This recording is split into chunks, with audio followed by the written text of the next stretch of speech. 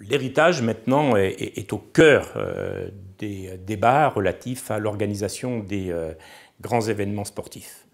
Alors, d'un point de vue définition, on a coutume chez les experts d'opposer l'héritage tangible, c'est-à-dire que reste-t-il de l'événement après qu'il se soit terminé, soit de façon tangible, c'est-à-dire avec des équipements sportifs, avec des infrastructures non sportives de transport, de logement, des hôtels, mais également, que reste-t-il en matière d'héritage intangible, c'est-à-dire en termes de bien-être, en termes d'image de marque du territoire, en termes de synergie entre les acteurs, etc.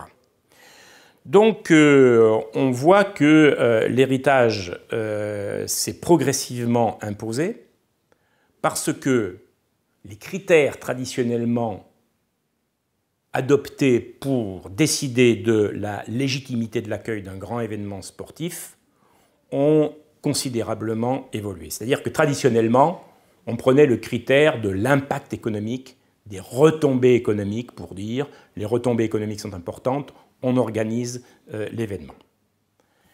Nous, experts universitaires, nous avons montré que la plupart du temps, ces calculs de retombées économiques avant l'événement étaient complètement faux et surtout surévaluaient systématiquement l'ampleur du phénomène. Donc, devant cette dérive, en quelque sorte, il faut savoir que ce calcul d'impact économique en plus, n'est pas légitime. C'est-à-dire que pour décider de la légitimité de l'accueil d'un événement sportif, il faudrait non pas un calcul de retombée économique, mais un calcul de rentabilité sociale, un calcul coût-bénéfice. Un tel calcul serait trop long, trop coûteux, trop difficile.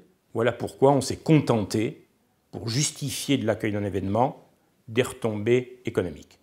Devant les abus dont j'ai parlé, le débat s'est progressivement déplacé autour de la notion d'héritage. C'est-à-dire que la question posée, c'est comment garantir un certain nombre de bénéfices économiques à long terme une fois que l'événement sera terminé.